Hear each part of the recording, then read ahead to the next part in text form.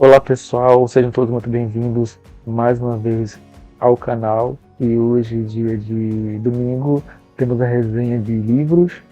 E o livro da vez é O Hobbit, de Tolkien. E no final da terceira parte do vídeo, né, da nossa resenha, das minhas anotações que eu faço sobre a leitura, que quem já saiu do canal sabe que as minhas resenhas de livros são em 3 etapas, né? Eu vou ler para vocês várias anotações que eu fiz, tipo uma leitura, pesquisa sobre detalhes sobre o Hobbit, que futuramente eu vou somar com outras informações dos outros livros do Tolkien para fazer especiais sobre essa série maravilhosa, fantástica, tão rica como é que ela é, tá bom? Lembrando, se você gosta desse tipo de conteúdo, né, e você está gostando da forma como eu apresento para as pessoas, para vocês, as resenhas do livro, e quer que esse vídeo alcance mais pessoas, curte, comente, compartilha, se inscreva no canal se você ainda não é inscrito, tá bom? Bem, o Hobbit. O Hobbit, ele é nesse livro ele é representado pelo Bilbo Bolseiro, que vive na Vila dos Hobbits, né? Perto da água. E ele vive uma vida tranquila, luxuosa, confortável. O livro diz que eles gostam de jantar 2 vezes por dia quando é necessário, mas lendo o livro a gente vê que não é somente os jantares que é 2 vezes por dia que eles gostam. Também, se possível for, tomar café, o chamado desjejum, 2, 3 vezes pela manhã também acontece. Tanto que ele é perguntado, ele é questionado pelo Gandalf, né? Se aquilo era um desjejum ou era o quê? Então ele vive aquela vida pacata, simples dele, né? Preocupado com seus chás, seus bolos e os horários de comer, que para eles é muito importante tudo isso. Quando o Gandalf chega à sua porta, o convidando para uma aventura, né? Porque os hobbits, eles são pacatos, eles gostam de viver ali. Mas só que o Bilbo, ele faz parte da família chamada Tuque, né? E esse tipo de hobbits, não tipo, a família que descende dos Tuque, eles são mais aventureiros, são pessoas que permitem sair de lá para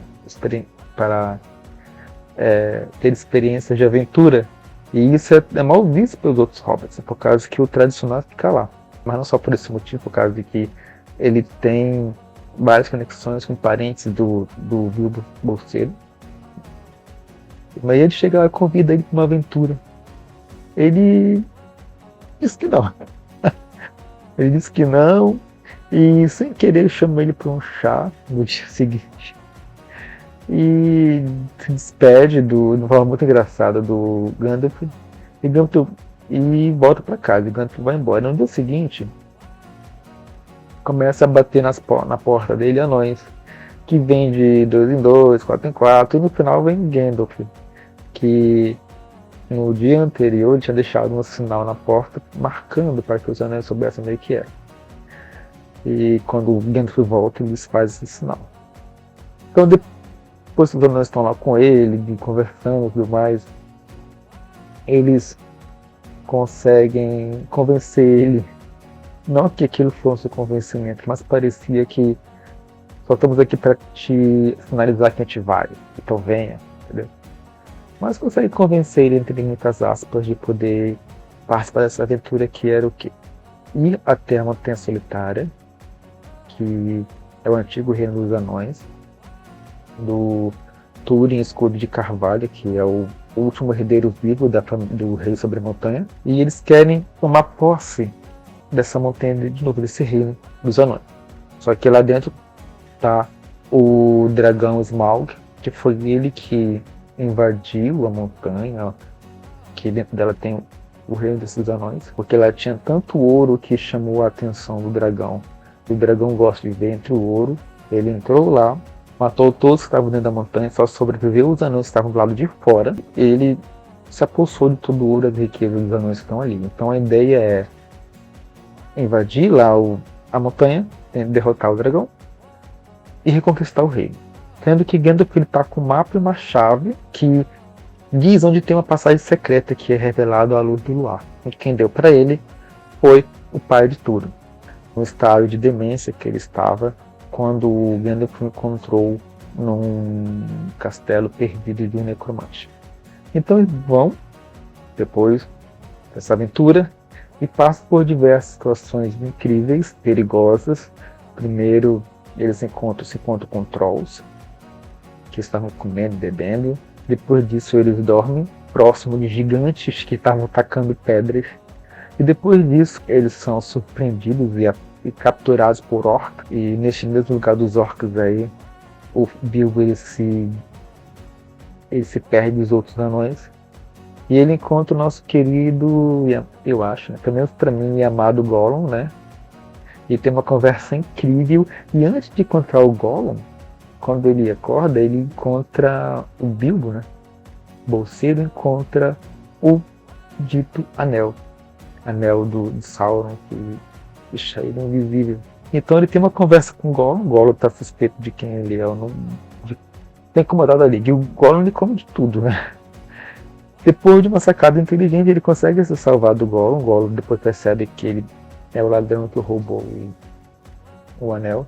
Sendo que a justificativa que o Gandalf dá para os anões é de que o Bilbo ele é um excelente ladrão. É por isso que o chamaram. Aí ele consegue se salvar.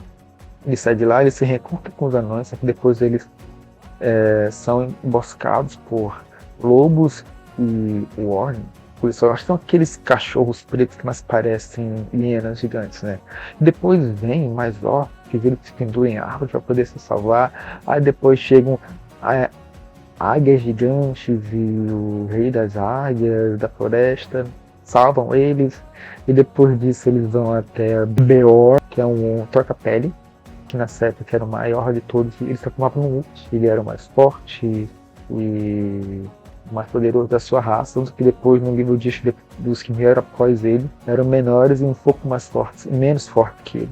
Eles passam uns dias lá para poder se recuperar e dali eles vão em direção à Floresta das Trevas, que é o caminho mais curto para poder chegar lá à Montanha Solitária. E o Gandalf já dá sinais de que ele vai abandonar a equipe. E chegando lá na fronteira da floresta, ele deixa a equipe dizendo que tinha coisas a resolver. Depois a gente descobre que essas coisas a resolver é que ele foi junto com outros magos brancos. No livro está bem assim, magos brancos, até agora não sabia que tinha mais de um. Vou pesquisar sobre. Em que eles foram derrotar um necromante. Mas isso a gente vai saber no final do livro. Né? Mas é para isso que ele foi. E ele deixa lá os amigos lá, que são os anões lá do Hobbit, 13 anões do Hobbit, e eles têm que trilhar o caminho mais reto entre a Floresta das Trevas. E deu a eles um aviso de que eles nunca desviam desse caminho, por causa que uma hora que eles saíssem da trilha para entrar um pouco fosse na floresta e não conseguiriam voltar para o mesmo caminho. E se contornar essa floresta para poder chegar na Montanha Solitária, não apenas é o caminho mais longo, como existem vários perigos. Parece que de um lado tem um necromante, do outro tem um reino poderoso de orcs. Então, o caminho menos mortal, você diria, por dentro da floresta. Inclusive, quando eu chego na floresta, é dito, né, pelo livro, que seria a parte mais perigosa da aventura. Eu falei, nossa, já passei por tanta coisa e ainda tenho mais perigo que isso. Então lá eles entram, estão com pouca comida, a água que está lá não pode ser bebida, porque se você beber você dorme no sono um tempo, e tem um sonho tão gostoso que você não quer sair dele. Então com isso eles ficam sem comer, com pouca comida, pouca água, e eles começam a ver clarões na floresta. E querem investigar isso, mas aos poucos, entendeu? De dupla, por exemplo, e assim começa a se perder. E esses clarões são festas, que a cada vez vêm 3 vezes, a terceira maior de todos são banquetes, com comida, bebida e elfos. São ditos elfos da floresta. No momento eu achava que aquilo era uma ilusão, porque depois disso eles são atacados por aranhas gigantes. Capturam todos eles e como o Bilbo estava com o anel, ele não foi visto a princípio e conseguiu salvar os amigos. Aí depois disso eles são capturados pelos elfos da floresta. E aí é revelado que realmente aqueles 3 banquetes que eles viram não era ilusão, realmente eram os elfos mesmo, e quando os elfos eram descobertos, eles eram, não diria teletransportados, mas eles saíam assim numa luz, e a mágica que fazia eles sumirem dali. Então eles foram capturados pelos elfos da floresta, a princípio só o Thorin, o escudo de carvalho, e mais um, e depois são capturados os outros anões, e o Bilbo fica camuflado com o anel e passa lá 2 semanas, se eu não me engano, eu anotei direitinho. Lá dentro ele descobre um plano e consegue sair de lá com todos os outros anões. E quando eles saem, eles vão para a cidade do lago, que já é no reino lá da Montanha Solitária. E é uma antiga cidade rica, que fica no meio do lago de madeira, que viveu dias de glória enquanto os anões moravam naquela região. Mas eles vivem, de certa forma, bem, e eles equipam os anões e dão mantimentos e tudo mais, e eles ficam lá uma semana, se não me engano, para poder se preparar para entrar lá. E eles recebem apoio. Eu esperava que eles iam, tipo, que não apoiar o anões por causa que eles iam lá com o dragão, mas só que eles realmente eles apoiam. É assim, eles vão no dragão. O Bilbo consegue encontrar o Smaug, que é lá na montanha, porque eles conseguem, né, a passagem. E o Bilbo é sempre muito inteligente, ele consegue perceber as coisas de um olhar diferente, sabe? Ele tem um coração muito bom. E lá eles conseguem encontrar o dragão. No livro, o dragão ele não consegue enxergar o Bilbo, mas ele consegue sentir ele, todos os seus sensoriais possíveis, que é o cheiro, o calor, o barulho. Mas que eu me lembro no filme, quando o Bilbo está com o anel, e o anel é algo maligno, o dragão consegue enxergar o Bilbo. Eu preciso rever para ver se realmente foi assim no filme. Mas no livro apenas ele consegue sentir a presença, o cheiro, o barulho do Bilbo. Aí ele vê o quanto que o dragão ele é indestrutível e majestoso, mas ele percebe que tem uma escama faltando, que seria uma abertura, talvez de um ataque que teve no passado, seria uma abertura para atacar o dragão. Mas depois disso, o dragão se revolta contra eles, por causa que ele vai lá mais 2, 3 vezes. Ele sempre tem esse negócio que a terceira vez é a mais assertiva, é a melhor. O dragão saca de que eles receberam a ajuda do povo do lago, por causa que ele consegue sentir um cheiro, tipo isso. Aí ele resolve ir lá destruir o povo do lago. E no povo do lago existe um atirador, excedente de atiradores que consegue matar o dragão. Aí depois que todo mundo, que o dragão some, que a gente pensa, finalmente ele tá sem dragão, e os anões percebem que o dragão morreu porque os pássaros foram lá fofocar para eles, né? O corvo lá, específico, que tinha mais de 100 anos, que era descendente de um corvo que era super importante para os anões. Eles percebem que o dragão, descobrem que o dragão foi morto, e eu pensei, até que enfim, agora vai ter paz, mas não. Porque a montanha está dita abandonada, porque todo mundo acredita que os anões morreram, porque não tem como vencer o dragão, não tem como eles lutar com o dragão sobrevivido. Apesar que o dragão foi lá atacar a cidade do lago, consequentemente, antes de fazer isso, ele matou os anões, né? Então a montanha é dita abandonada, com cheio de tesouros, então eles começam a despertar interesses, certo? Primeiro dos homens, do lago. Aí depois o homem do lago consegue passar essa informação para os elfos e consegue a ajuda dos elfos, porque isso possibilitou que os anões se fortificassem a única entrada que tinha aberta lá. Elfos eles vinham em direção direta para a floresta, só que eles resolvem desviar o caminho para ajudar os humanos, o que possibilitou um intervalo de 10 dias da morte de Smaug até ao dia em que eles, enfim, todos se reuniram para ir lá na montanha, porque eles querem a parte do ouro dele, já que foi quem matou o dragão, ele merece uma parte do tesouro, né? Aí com isso, sabendo disso, o Túrin, escudo de carvalho, já mandou que um dos corvos avisassem um primo dele, um anão, que vem para vir ajudar eles, e ele vem com 500 anões e vai começar uma guerra. E o Bilbo faz algo para poder evitar essa guerra, e depois disso a guerra é inevitável, e ainda sinto falta do ninguém do Tolkien não apareceu ainda, aí de repente também quem ficou sabendo de tudo isso, de que o dragão tinha sido morto, que a montanha estava dita abandonada sozinha, cheia de tesouros, foi os orcs também que chegaram. Então, e essa confusão de fatos para o fim do livro, que não vou contar, apesar de muita gente saber, mas é diferente do filme, tá? Então acho que vale manter o suspense ainda, para que vocês consigam ler e ter sua própria experiência. Bem, agora eu vou falar sobre o que eu achei do livro. A gente é Tolkien, né? Eu vou falar agora que com certeza vou dizer em todas as resenhas que eu falar sobre os livros do Tolkien. Esse fato de você ler toda essa história, se você se permitir ler todas essas histórias dele, né? Porque eu já li O Senhor dos Anéis, A Sociedade do Anel, e eu vou reler ele para poder trazer aqui para vocês. Você lê o Tolkien, você termina de ler, você tem essa sensação de aventura. É como se você fizesse parte da aventura, junto com os personagens. Que a forma de escrita dele traz isso para gente, essa sensação de aventura, não apenas lida como vivida. É o estilo de escrita dele, isso é incrível. Isso já vale para a experiência, por causa que o único livro que eu li até hoje e eu tenho essa sensação de aventura é o livro de Tolkien. Que é um livro amplo, que você vai em vários lugares, sabe? No dia de hoje é como se ele fosse aquele videogame de mundo aberto, que eu gosto bastante também. E os personagens que aparecem, a forma como é tudo muito orgânico, e os vilões, os acontecimentos, tem sempre algo acontecendo, eles estão sempre em apuros, e apuros que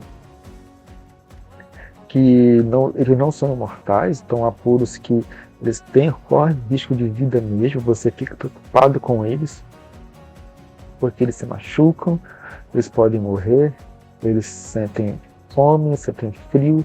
Existe esse sensorial bastante no livro de Tolkien. No livro de Tolkien você consegue sentir junto com eles, por causa que ele faz questão de dizer pra gente o quanto que eles estão cansados, o quanto eles estão doentes, o quanto eles estão com fome, com sede. Isso, eu acho que isso traz mais o leitor para dentro da história, por causa que a gente começa assim a ser descrito o que eles estão sentindo de todas as formas possíveis. Isso nos aproxima cada vez mais, né? Então todo esse mundo criativo, o estilo dos elfos, sobre os homens também, os humanos, os trolls, os orcs, a gente acaba conhecendo como que cada um funciona e cada um tem um comportamento diferente. Até mesmo as águias, elas têm o seu comportamento. Elas têm as pessoas, quem eles gostam e quem eles não gostam. Então é um livro extremamente muito bem escrito, né? O dragão realmente... eu estava esperando, já sabia sobre como ele morria, mas eu acho que realmente, se eu profissionalizar direitinho, não teria como os anões matassem o dragão. O dragão era muito superior a eles, na verdade, né? Porque realmente o dragão, com força direta, um combate direto, não teria. Ele era superior a qualquer um, acho que até mesmo contra o Gandalf. Acredito eu, vou ter que pesquisar sobre isso. Mas o dragão só conseguiria ser morto mesmo através de uma arma. Foi o que aconteceu. Mas no combate direto dos anões, não teria como. Tanto que eles não especificam de como é que eles iam destruir o dragão. Apesar de que eu tenho certeza de que esse era o pensamento que estava na cabeça deles, que eles chegassem lá na montanha e tinham que derrotar o dragão para poder reivindicar o tesouro que era deles, né? Porque eles não deixam claro de como é que eles iam fazer isso.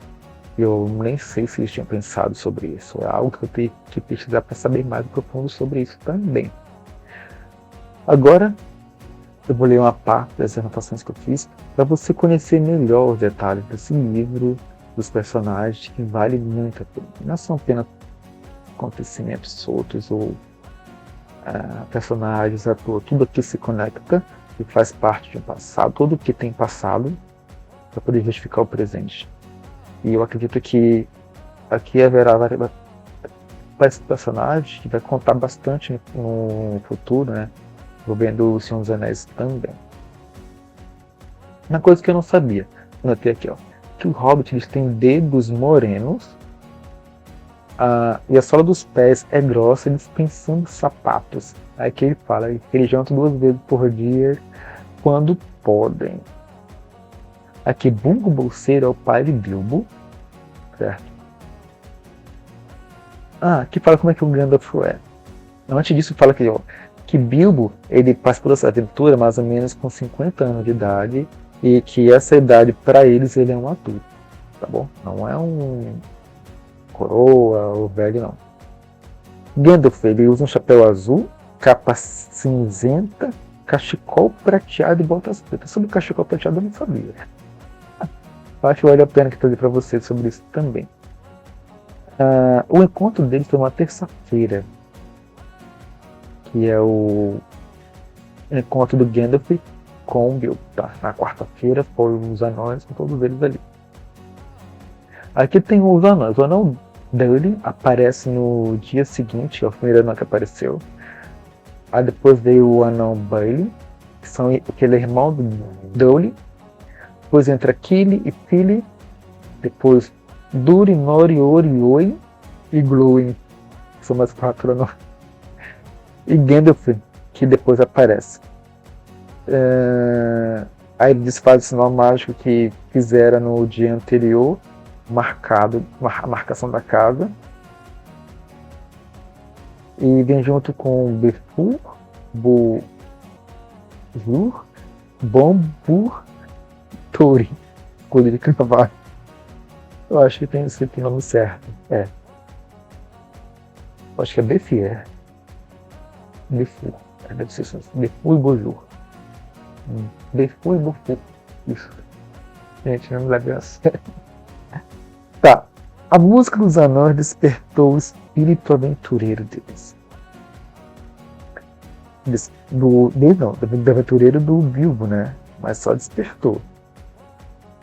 Não quer dizer que ele tenha topado ainda, tá?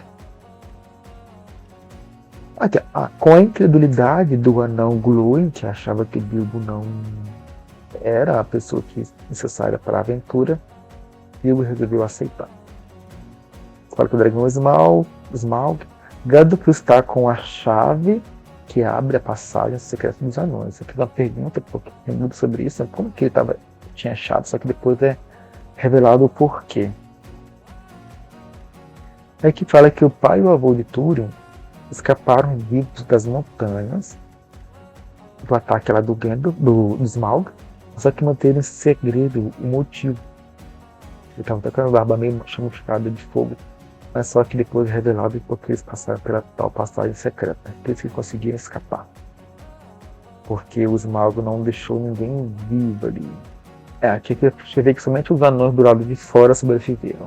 Aí o encontro marcado às 11 da manhã, na estalagem Dragão Verde em Beira Água.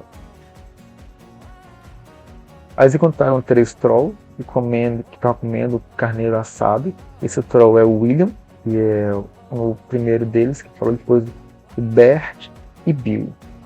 Holdings, o Bill tem sobrenome, tá? Aí depois encontraram um elfo, só que não é descrito como é um elfos amigos, sabe? E isso aqui não fala sobre como eles são, não, nem aparência, nem jeito, nem costume, nada, só fala que encontraram elfo. Eles chegam a uma casa antiga e ficam 14 dias nessa casa. Achei que o dono é Elrond, e essa casa antiga é a região de Rivendell, que é a Valfenda, né? Valfenda é que fica aquele reino dos elfos, altos elfos, né? Parece no filme Senhor dos Anéis. As espadas encontradas com os trolls foram feitas pelos altos elfos do oeste, que são parentes de Elrond. Depois eles eram perto dos gigantes, aí eles são encontrados conto para vocês, contra os orcs, né? Aí que Bilbo achou o anel, o reino dos orcs. Bilbo não sabe nadar, ele só não sabia. Ele acha um Gollum, a conversa de Bilbo com o Gollum é incrível. E eles foram capturados, segundo a conta deles, né? Na segunda noite ou terça cedo, e só conseguiram escapar na quinta lá dos orcs. O Senhor das Águias das Montanhas Sombrias, ele se tornará o Senhor de todas as aves, que é a águia gigante lá, né? Ele tem a tal da concha. A concha é onde mora O Beor, isso é o nome dele, Beor, que é o troca-pele, se transforma num urso negro. Mais uma vez, Gandalf usa a tática de aparecer em duplas ou aos poucos, para evitar uma expulsão generalizada caso aparecessem todos de uma vez. Então, a mesma tática que ele usou para apresentar os anões ao Bill, ele usou aqui para apresentar os anões, todo mundo para o Beor também.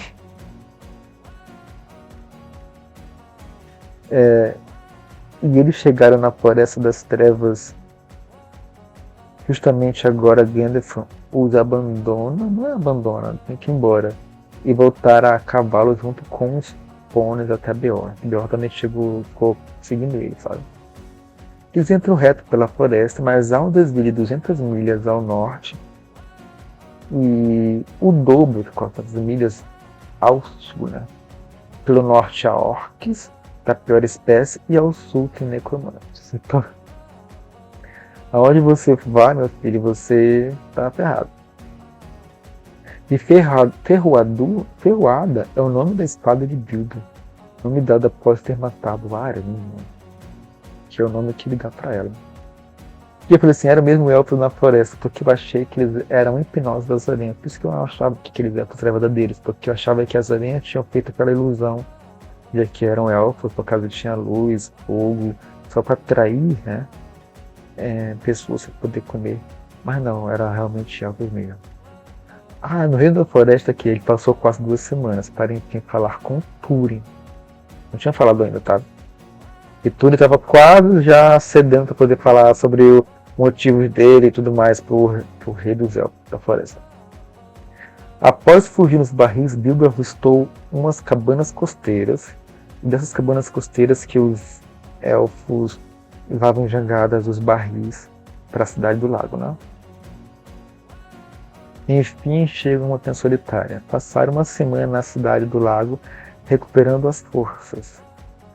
Em 2 dias atravessaram o grande lago e chegaram no Rio Corrente, que é lá esse Rio Corrente, a nascente dele é dentro da montanha solitária. Acamparam no lado ocidental do grande contraforte sul, que terminava numa elevação chamada Morro do Corvo. Por isso, esse Morro do Corvo é em homenagem a esse corvo que tinha uma esposa que era importante para os anões, e o filho dele, que já bem velho, acho que 150 anos, que trouxe essa informação sobre a morte dos Smaug dos anões. A cidade do lago chamava-se Esgaroth. Aí tem a Pedra Arca, o coração da montanha, aquela pedra que é importante para os anões e que ela vai servir de moeda de troca algumas vezes aqui na história. Aí, tem uma cota de malha de Mithril, usada para vestir príncipes elfos no passado. Essa cota de malha parece quem deu... Eu não me lembro se foi o Beor, para o Bilbo usar. Aí tem o tal do Cran. Cran é algo abiscoitado, feito pelo dono do lago, o homem do lago, que é o que eles usam para comer, né? O homem que matou o dragão é o Bard, que ele incentivava os homens a lutar contra o dragão na cidade do lago. Ele era descendente distante de Girion, que é o senhor de Vaile, cuja esposa e filhos escaparam da ruína descendo pelo rio corrente. Mas depois de tudo ocorrido, tem um retorno, né? Falação. Isso é importante frisar.